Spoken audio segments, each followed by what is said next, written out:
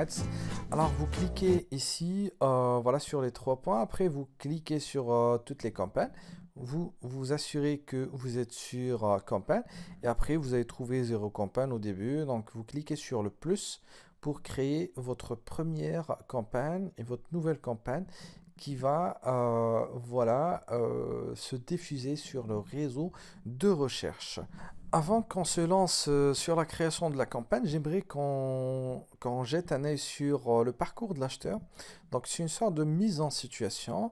Donc il s'agit d'un client donc, qui s'appelle Lucas, qui est voilà, qui travaille en ville et qui vit sur la même ville et qui aimerait voilà, se déplacer en vélo, d'accord, au travail en vélo. Donc il va faire sa recherche en ligne pour trouver voilà, un vélo à acheter. Donc il va commencer sa recherche, il va allumer son ordinateur et saisir le mot-clé suivant, donc meilleur vélo pas cher à Paris sur google.com. Donc il va trouver pas mal de résultats. Donc les premiers résultats, ce sont des résultats de Google Shopping, des annonces shopping avec l'étiquette annonce et les annonces textuelles aussi en bas, donc 4 textes ici avec des liens et tout. Donc ce sont les annonces textuelles que nous allons créer après. Et en même temps, il va trouver des résultats naturels, donc justement des résultats organiques en bas. Donc, la première chose sur la page de résultats de Google, c'est le clic en fait sur les résultats naturels. Et ça, c'est normal. D'accord? Car il va zapper les liens publicitaires et cliquer sur la première ou le premier résultat ou le deuxième, troisième.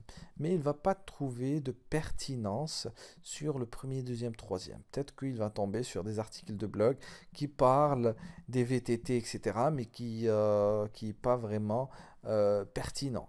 D'accord? Par contre, il va jeter un œil sur une annonce textuelle. Il va tomber sur le message suivant. Donc, vous souhaitez vous rendre au travail à vélo, 30% de réduction sur les vélos de ville, et puis la livraison est gratuite. Elle est aussi offerte, d'accord? Et cette description de l'annonce fournit plus d'informations sur la promotion et aussi sur la localisation du magasin et d'autres détails pertinents. Donc, qu'est-ce qu'il va faire? Il va cliquer ici, comme vous pouvez le voir sur l'écran, il va cliquer sur l'annonce textuelle. Une fois cliqué sur l'annonce, il va se rediriger vers la page des vélos. Donc après, il va consulter bien sûr voilà, la vidéo, etc. et les photos et tout.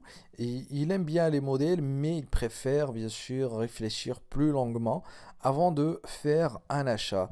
Après, donc il va explorer d'autres options. Donc il va se rendre dans un magasin de vélo de son quartier pour essayer le vélo de ville. Et il aimerait beaucoup l'acheter, mais le prix est différent par rapport à celui qu'il a vu en ligne. Alors, qu'est-ce qu'il va faire après? Donc, il va se rendre une deuxième fois sur, voilà, sur le site web sur lequel il était.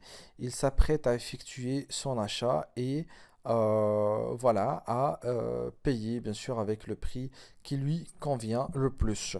Donc ça c'était un parcours normal d'un acheteur en ligne. Maintenant nous allons voir du côté du magasin. D'accord, du côté du magasin, voilà comment le responsable marketing du magasin va-t-elle mettre en place les annonces qui vont attirer voilà, Lucas et qui vont concrétiser cet achat. Alors, on va voir le cas de d'Iriku, qui est une responsable marketing de magasins de vélos. D'accord, ils ont différents types de magasins, etc. Et l'année passée, ils ont plus vendu en ligne que en magasin. D'accord? Du coup, cette année-là, ils vont mettre en place une stratégie pour voilà, mettre en place, bien sûr, des annonces textuelles promotionnelles avec des campagnes publicitaires sur les réseaux de recherche pour attirer encore plus de clients dans le magasin en ligne. Alors, la première chose à faire, c'est le fait de définir l'objectif. Donc, vu que ici, on cherche des ventes. Donc l'objectif sera directement générer des ventes en ligne. Alors pour votre cas, si vous n'avez pas un site web marchand, vous ne pouvez pas choisir les ventes en ligne et vous devez peut-être passer par la génération de prospects ou par juste la génération de trafic pour convertir une partie du trafic en client. Alors, on va maintenant aller sur la plateforme Google Ads pour choisir le premier objectif qui est l'objectif de vente, génération de vente. Alors ici, on choisit bien sûr vente et on descend en bas. Le canal, bien sûr, c'est le réseau de recherche. On a déjà vu ça, on a déjà parlé de la différence de tous ces types de campagnes sur une vidéo précédente. Donc on choisit réseau de recherche. Alors on va revenir sur les slides pour voir le reste.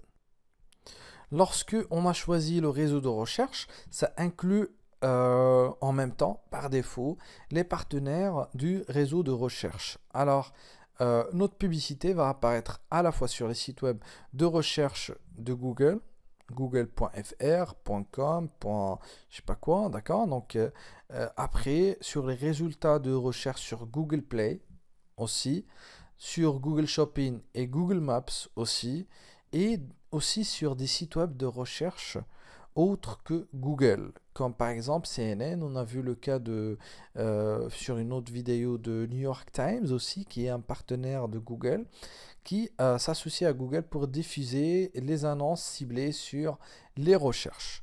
D'accord? Il s'agit de recherches partenaires de Google.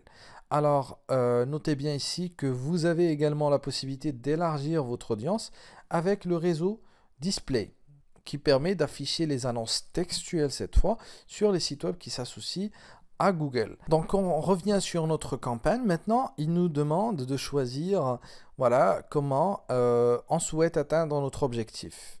Est-ce qu'on veut juste des visites sur le site web?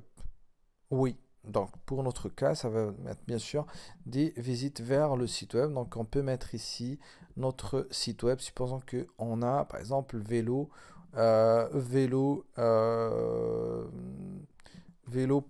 n'importe quoi, d'accord. Après, si on souhaite aussi avoir voilà avoir par exemple des appels téléphoniques, c'est possible aussi avec bien sûr ce qu'on appelle des extensions, mais juste sur le mobile. Alors vous pouvez aussi donner la possibilité aux gens voilà de vous appeler. On met le numéro de téléphone et voici un exemple.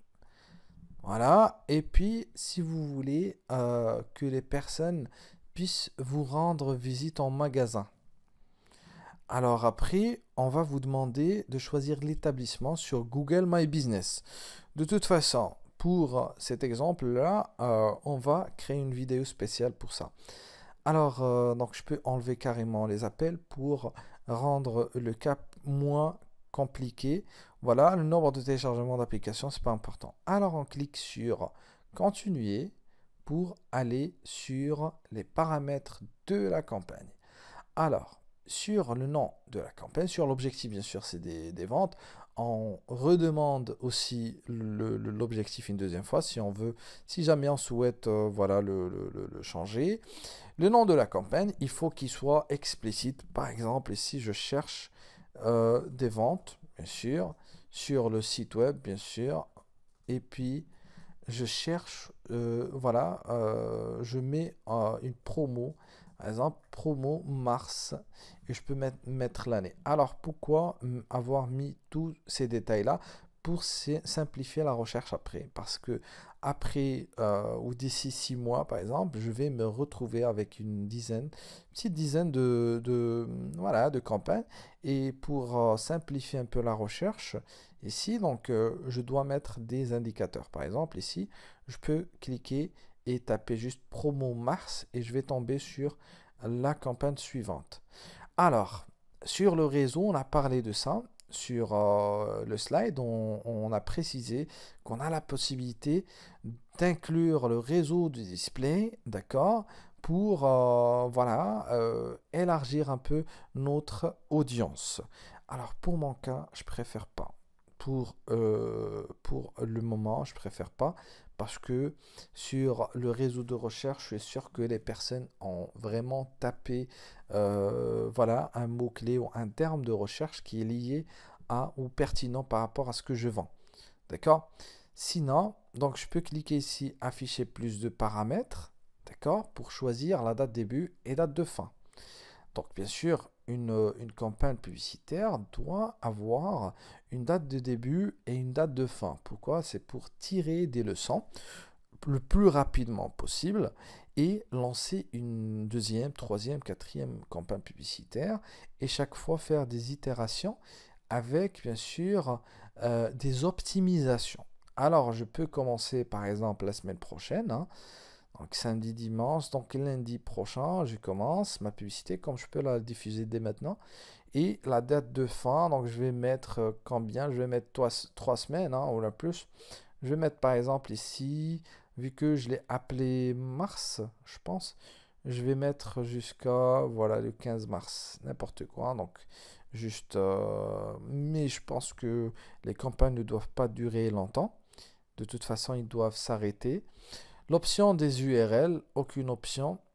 Alors, donc ici, si vous voulez envoyer des paramètres vers Google Analytics, c'est pour analyser, voilà, la provenance du trafic. Donc, vous pouvez laisser ça pour après. Alors, paramètres des annonces dynamiques. Bon, on ne veut pas faire de publicité dynamique. Donc, on ferme ça. Alors, ciblage et audience. Alors maintenant, nous sommes sur le ciblage et audience. Sur la zone géographique, il prend par défaut le pays, du compte, etc. On a choisi France au début. Mais peut-être pour comment il s'appelle, Heroku, elle veut, ou peut-être sa force de vente peut toucher, par exemple, juste un petit quartier ou deux, trois petits quartiers, etc. Ou peut-être la livraison. Donc sa possibilité sans livreur, etc., peut juste livrer sur voilà, une petite région de France, etc. Alors, déjà, on clique sur saisir une zone. D'accord? Et après, je peux mettre ici, par exemple, des pays.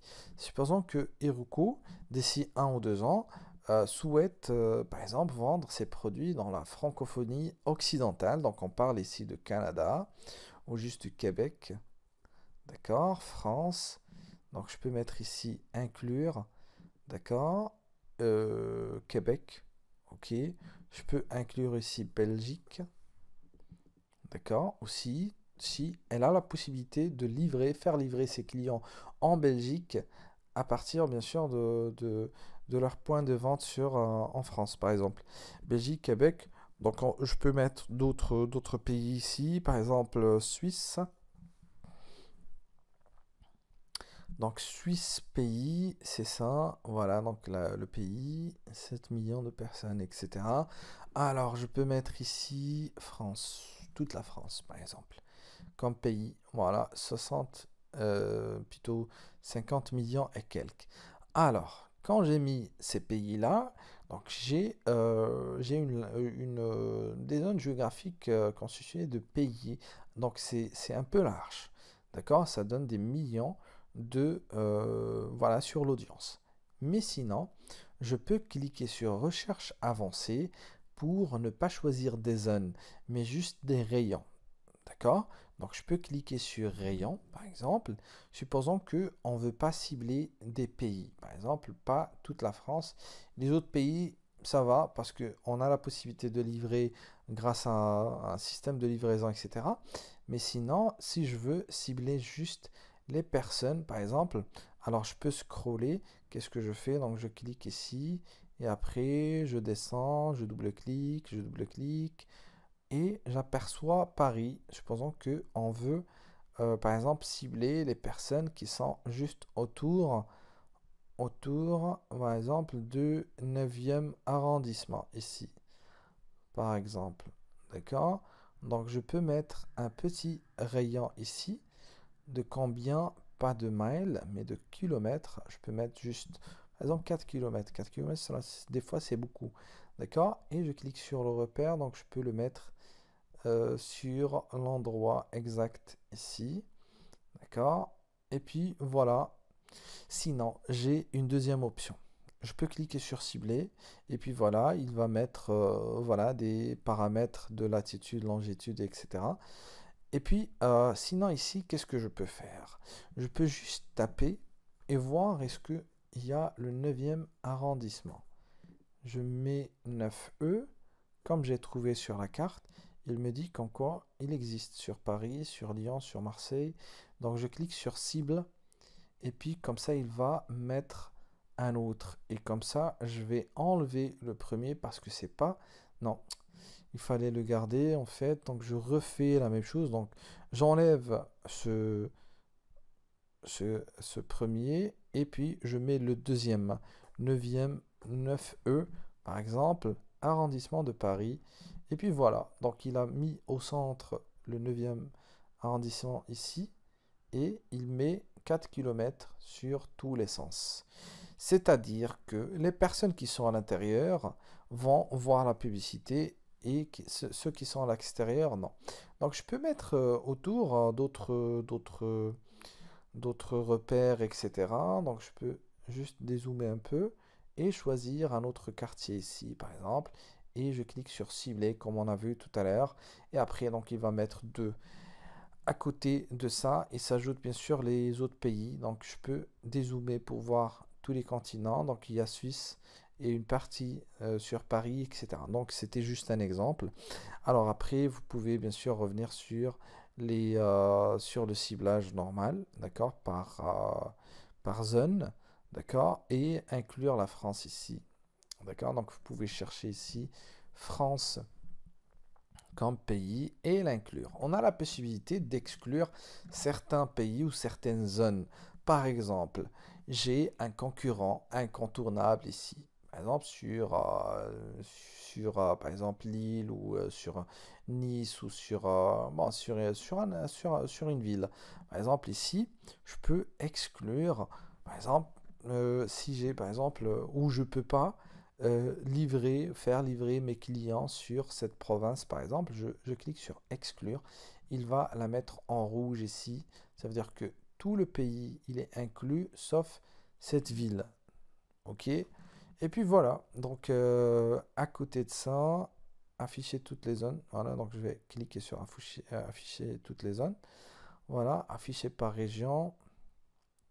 Donc je clique ici, puis voilà, donc il va montrer toute la carte avec tous les pays et bien sûr les quatre pays que j'ai choisis et la zone géographique que j'ai exclue.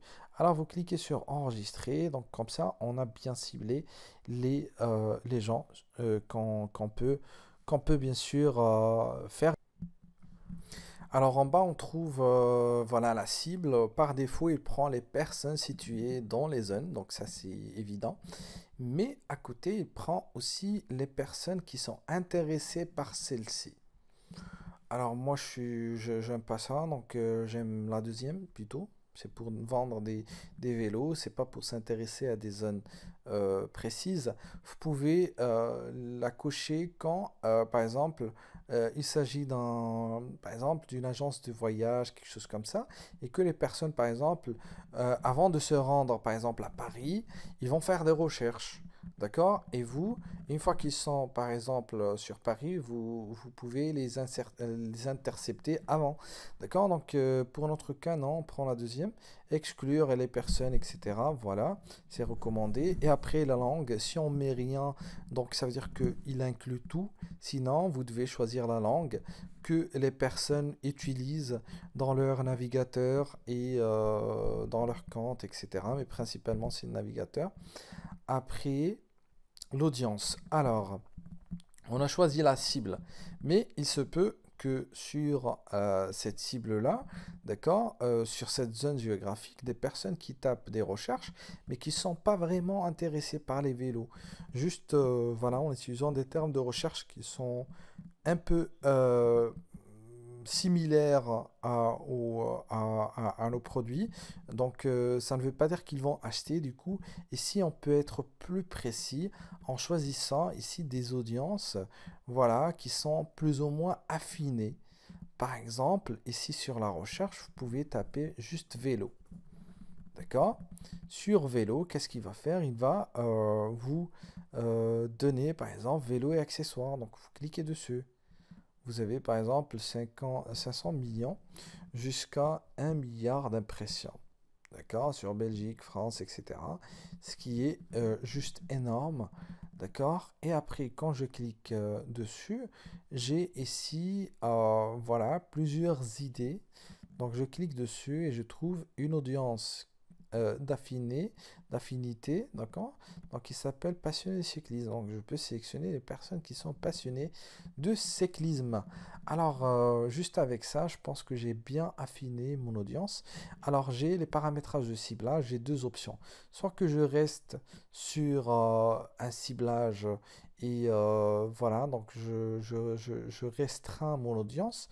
Sinon, des fois, je suis obligé d'élargir un peu mon audience. Du coup, donc je clique sur observation. D'accord? C'est pour ne pas limiter le ciblage de mon audience sur les critères que j'ai sélectionnés, etc. Je descends en bas, je mets le budget, donc je peux pour mon cas, donc pour le cas des vélos, etc. Donc c'est un business assez intéressant. Donc ici, donc je peux mettre combien? Je peux mettre 50, hein, juste pour commencer, 50 euros, d'accord? Et les enchères, donc au niveau des enchères, donc j'ai plusieurs enchères ici, vu que je ne suis pas le seul à mettre des campagnes publicitaires et diffuser de la publicité qui parle des vélos. Donc il y aura tous mes concurrents, donc il y aura un système d'enchères. Moi je vais enchérir et d'autres qui vont surenchérir, mais cette fois je dois d'abord choisir voilà, si vous voulez, la base de facturation, d'accord? Donc, ou les enchères, ici on les appelle des enchères. Donc par défaut, il prend des clics. D'accord? Donc je vais moi payer, d'accord, au clic. D'accord? Ce sont les personnes qui vont cliquer. Après, Google va dépenser un peu d'argent de mon budget. Sinon, je peux choisir par exemple les impressions. Alors, qu'est-ce qu'on entend par impression? C'est juste le fait que ma publicité puisse apparaître devant les gens. Alors moi, je suis pas intéressé par ça, mais plutôt par les clics. D'accord? Des fois, je reçois beaucoup de clics, mais très peu d'achats. Du coup, qu'est-ce que je fais? Donc, je peux choisir les conversions. D'accord? Donc, ce sont des actions effectuées sur mon site web, mais principalement ajoutées au panier et après, bien sûr, commander sur le site et ou des fois, ça peut être juste s'inscrire sur un formulaire pour être rappelé après, etc. Il y a aussi valeur de conversion. Donc, la valeur correspond à des actions différentes. Donc, chaque action a sa valeur. La génération de prospects coûte par exemple 1 $. La génération de vente d'une vente, ça permet ça coûte par exemple 3 $. Je dis n'importe quoi, d'accord? Donc chacune a son. Mais pour commencer, donc on choisit clic. On définit une limite d'enchère au coût par clic maximal. Alors, si on le définit, ça veut dire que c'est nous qui doivent prendre en charge nos enchères, nos systèmes d'enchères. Sinon, qu'est-ce qu'on peut faire? Si on choisit rien, c'est Google qui prend ça de manière automatique. D'accord? Donc, on a cette possibilité. Sinon, on peut nous-mêmes mettre, par exemple, ici, au clic 0, je sais pas combien, d'accord? Quelque chose comme ça, 0, point, 0 point, excusez-moi, voilà, point 5, quelque chose comme ça, au clic. D'accord? Ah, il faut la virgule, donc 0,5 par exemple. Ok? Et si par exemple tous mes concurrents décident de mettre par exemple 1 $ ou 2 $ et qu'ils sont 5 ou 6, je risque de ne pas monter sur la liste. D'accord? Donc il faut voir en fait surveiller. Donc on va voir ça après. Vous pouvez également sélectionner une stratégie d'enchère directement. Non recommandé. Donc on clique dessus, une stratégie d'enchère de portefeuille. Donc on peut laisser ça pour après. Donc, on est maintenant sur maximiser. Non, on veut revenir sur les options, les premières options, car les deuxièmes, donc ça demande beaucoup de configuration sur le site. Alors, on commence avec ça. Déjà, pour un début, donc on commence avec ça. Afficher plus de paramètres. Alors, nous avons ici plus de paramètres. Le premier paramètre qui attire l'attention, c'est les calendriers de diffusion. Alors, moi, je ne suis pas prêt à recevoir des appels toute la journée, le soir et tout. D'accord? Moi, je suis plutôt prêt à recevoir des commandes et des appels téléphoniques. S'il s'agit des appels téléphoniques, donc je peux mettre par exemple 8h30. 8h30, si vous m'appelez, tranquille, oui. Après, si vous m'appelez par exemple à 18h30, oui, 19h, bon, c'est un peu difficile. D'accord? Vous devez bien sûr choisir l'horaire qui vous convient.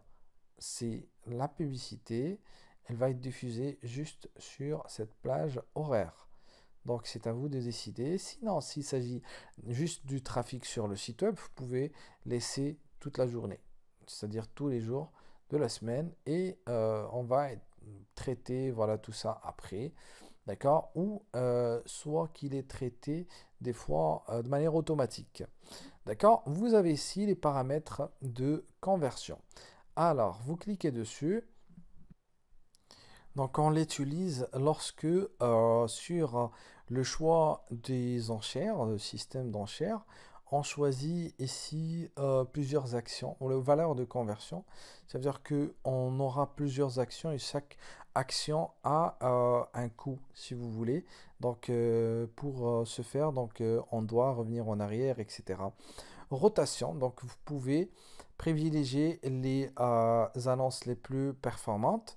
C'est lorsque, par exemple, on met plusieurs annonces, chacune avec son propre texte, l'accroche et peut-être même la destination différente. Donc, vous pouvez ici laisser optimiser. Sinon, vous pouvez diffuser les annonces en alternance. D'accord? Comme vous pouvez aussi optimiser pour les conversions et tout ça, c'est pas compatible. D'accord? Sinon, voilà, si vous voulez diffuser les annonces de manière presque équitable, d'accord? Donc, vous pouvez choisir la deuxième option. Alors, au niveau des extensions, c'est pour ne pas se limiter juste au message de l'annonce et aussi donner plus et augmenter le taux de clic de 15%. Ici, par exemple, les personnes sur mobile, lorsqu'ils vont voir qu'il y a un numéro de téléphone, elles voudraient bien sûr cliquer sur, sur le numéro de téléphone pour le composer et l'appeler et vous appeler directement au lieu de passer par un site web, etc. Bon, ça c'est aussi valable. Comme si vous cliquez ici sur extension, vous pouvez aussi trouver le lieu, par exemple, des SMS. Bon, il y a pas mal de choses à faire. Extrait du site web, l'application mobile, formulaire pour prospects si vous voulez générer des prospects, promotion, etc. Lieu si vous voulez drainer du trafic humain vers votre magasin. Alors pour notre cas, on va pas se casser la tête avec ça. On clique sur enregistrer et continuer pour continuer l'aventure. Alors nous sommes maintenant sur les groupes d'annonces. Alors la première chose à sélectionner, donc c'est le type de groupe d'annonces. Nous avons le standard et dynamique. Donc pour le standard, c'est à nous de choisir, d'écrire en fait le texte et tous les liens, d'accord, les mots-clés aussi, et ainsi de suite. Par contre, au niveau du dynamique, les publicités dynamiques, donc il va se connecter sur notre site internet, il va trouver lui-même les liens, le texte, les mots-clés, etc. Il va les ajouter de manière dynamique, de manière automatique. Par contre, voilà, je préfère qu'on commence déjà avec la méthode standard. Voilà, donc alors sur le groupe d'annonces ici, on peut choisir par exemple ici le premier groupe d'annonces. Donc on peut juste mettre par exemple groupe d'annonces comme ça, GA, d'accord? Et après, juste à côté, on met par exemple vélo ville. Ok, par exemple, ça c'est pour les vélos de la ville. Sinon, on peut créer un autre groupe d'annonces en bas sur lequel on va mettre par exemple les vélos montagne. Ok, et d'autres vélos pour d'autres motifs, pour les cyclistes, etc., etc. Bon, alors à droite, il y a cette fenêtre sur laquelle il y a un site web qu'on a mis au début. Donc si vous mettez votre site web, par exemple, et si on a un site web de, je sais pas, VTT, je sais pas s'ils ont un site web comme ça, vtt.com.fr, VTT, bon, voilà. Comme ça, il a ramené les mots-clés utilisés sur le site. D'accord? Vélo géant, vélo, acheter vélo, acheter VTT, VTT pas cher, etc., etc. Alors, il y a un petit plus à gauche qui permet d'ajouter, voilà, les mots-clés que nous allons utiliser, d'accord, sur ce groupe d'annonces, voilà, qui parle des vélos villes. Alors, les personnes qui s'intéressent aux vélos villes, donc acheter vélo, par exemple, fourche VTT, je sais pas. Bon, donc pour les VTT, donc il y a des personnes aussi qui peuvent utiliser juste le mot-clé acheter vélo, d'accord, et d'autres. Donc c'est juste pour s'inspirer un peu de la concurrence. Vélo pas cher, donc VTT femme, acheter un vélo, achat vélo route, voilà, vélo femme pas cher, vélo de route pas cher. Donc je mets entre 10 jusqu'à 20 mots-clés. Donc j'ai mis jusqu'à présent 8.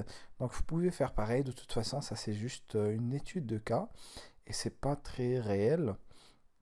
Lorsque j'ai commencé à insérer le mot-clé, il a mis des prévisions ici à droite pour voilà, le nombre de clics par jour. Donc on a mis je sais pas combien par jour, je pense 30 dollars, 50, 100, aucune idée.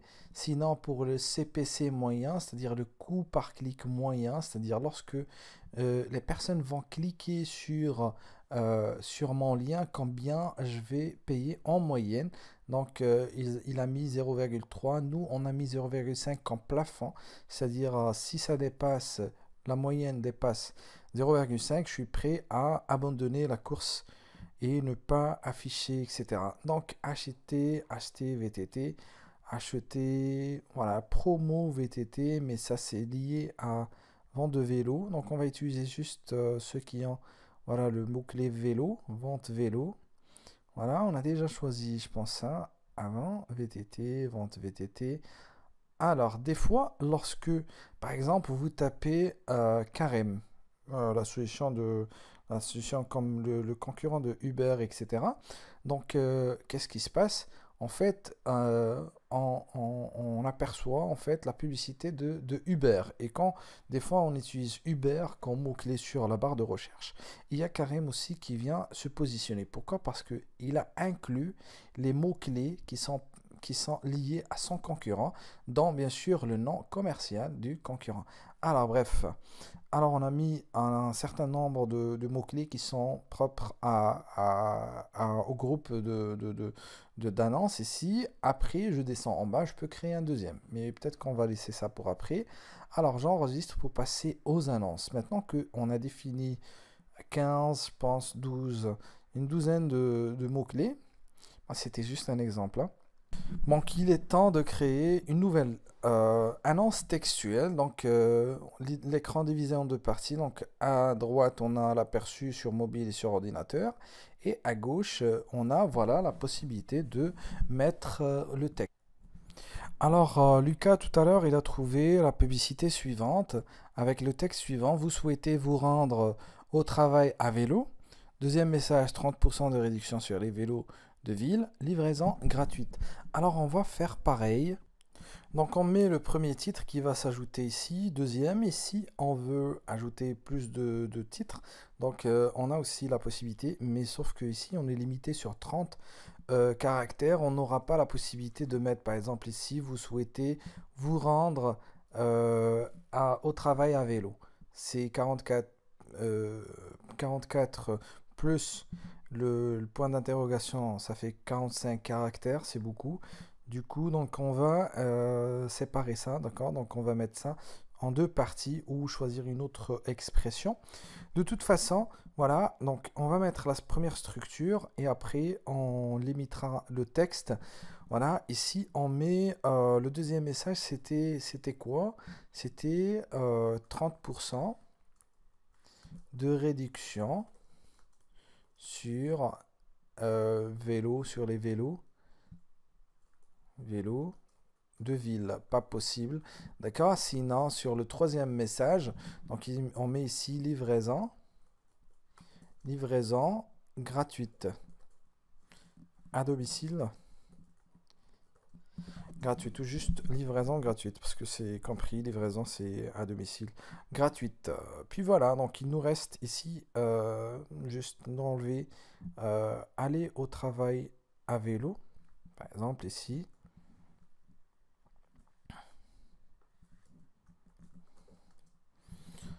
Je pense que c'est la seule formule. De toute façon, vous devez être plus concis, d'accord, et précis et contextuel. Et vous devez en même temps ajouter une promo qui va attirer l'attention des gens.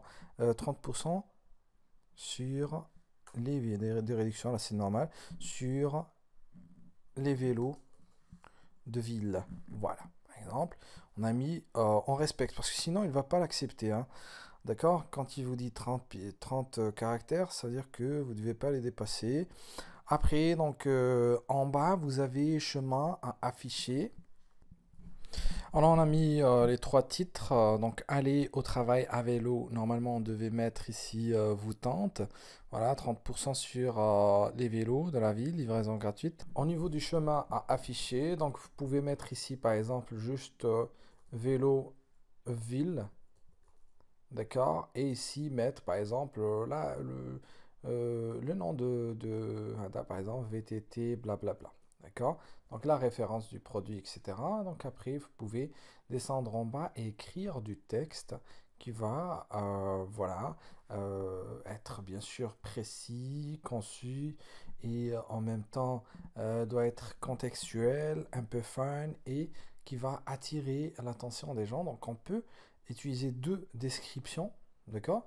Mais le plus important, c'est de s'inspirer en fait de la concurrence, de ce que fait la concurrence, d'accord? Et jeter un œil déjà sur le mobile en premier lieu, parce que c'est là où on peut recevoir plus de résultats. Donc on va mettre ici, par exemple, tout le message. Par exemple, on peut mettre ici, vous souhaitez aller au travail à vélo. Voilà donc le message complet. Donc, aller au travail à vélo, 30% blablabla, livraison gratuite. Et en bas, on reformule tout ça. Donc, sur deux grandes phrases, deux petits paragraphes ici. Vous souhaitez aller au travail à vélo, blablabla, blablabla. D'accord? Donc, je pense que c'est assez complet et c'est juste une première version de l'annonce. On a parlé de ça lors de la structuration en fait de la campagne. On a vu que sur les groupes d'annonces, on peut créer plusieurs annonces. Je peux mettre par exemple cette version par exemple avec une autre accroche ici, d'accord, avec une autre promotion ou la même promo mais sauf que c'est la destination qui change. Peut-être que je vais pas envoyer le trafic vers cette URL mais je vais l'envoyer peut-être sur une landing page. On va parler de ça après. D'accord? Peut-être que je vais faire une version en anglais pour les personnes voilà, qui parlent pas français, etc. D'accord? De toute façon, vous avez la possibilité voilà, d'ajouter d'autres variantes de la publicité. Donc, vous pouvez cliquer sur enregistrer et continuer pour aller sur la dernière étape de confirmation. Alors, félicitations, notre campagne est prête. On a déjà vu ce message-là avant, donc, mais cette fois avec des groupes d'annonces, avec des mots-clés, avec une annonce. On peut mettre plusieurs annonces à l'intérieur avec un budget de 50 euros, maximiser. Bon, c'est une sorte d'aperçu de la campagne. Donc, je peux cliquer sur accéder à la campagne. Alors, qu'est-ce qui se passe? Normalement, c'est en cours d'examen. D'accord? Donc la campagne, elle est toujours en attente. D'accord? Sauf que ici, donc je peux Voilà, voir que je suis à l'intérieur du groupe d'annonces. Maintenant, on peut voir la structure de la campagne. Donc, nous sommes sur cette campagne, vente, site web, blablabla, d'accord? Et à l'intérieur, je trouve un groupe d'annonces Véloville. D'accord, je suis à l'intérieur du groupe d'annonces Véloville. Et à l'intérieur du groupe d'annonces Véloville, il y a des mots-clés qui sont, voilà, la plupart éligibles. C'est pas toujours possible. Donc des fois, je trouve que c'est pas éligible, d'accord, ou que le mot-clé n'est pas assez, le nombre moyen de recherche mensuel du mot-clé est faible. Du coup, donc elle va pas être éligible.